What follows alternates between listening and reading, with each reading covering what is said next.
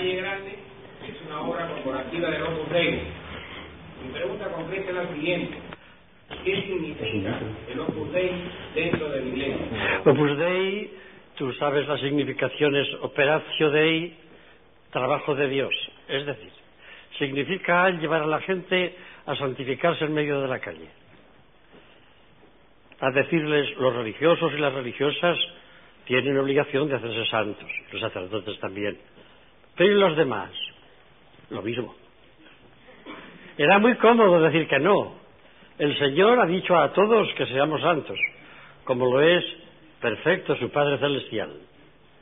Y no lo ha dicho a los frailes, ni a las monjas, ni a los curas, sino a ti también, y a aquella, y al otro, y además a todos, ¿eh?